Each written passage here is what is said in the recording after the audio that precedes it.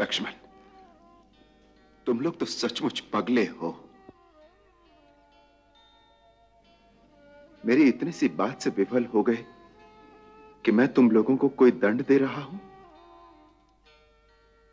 भैया, तुमसे तो कभी कोई भूल हो ही नहीं सकती। तुम तो भक्ति और सेवा का अवतार हो।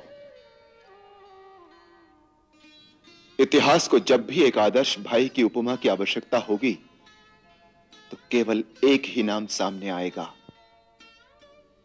लक्ष्मण।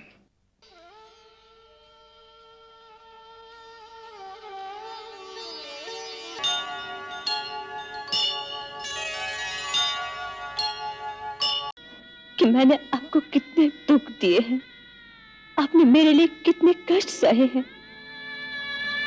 अथाह समुद्र पर इतना लंबा सेतु बांधकर लंका पहुंचे, राक्षसों की असंख्य सेना के साथ उस महान युद्ध में अपने प्राणों की बाजी लगा दी, और वो भी मुझ जैसी एक साधारण स्त्री के लिए।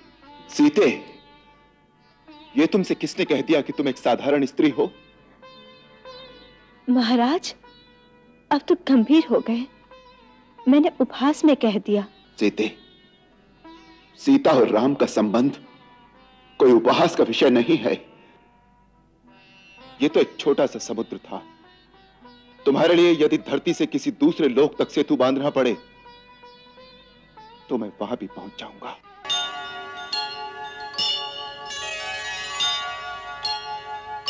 नहीं, क्रूर भी नहीं, अन्याय भी नहीं। वास्तव में हमारा राजा बहुत वीर और बहुत महान है। पिता के वचन का पालन करने के लिए वो 14 वर्ष वनों में भटकता रहा। केवल वानरों और भालुओं की सहायता से उसने रावण जैसे महान पराक्रमी और उसकी पूरी सेना को यमलोक पहुंचा दिया। ऐसा वीर और महान महापुरुष इस पृथ्वी पर दूसरा नहीं हो सकता।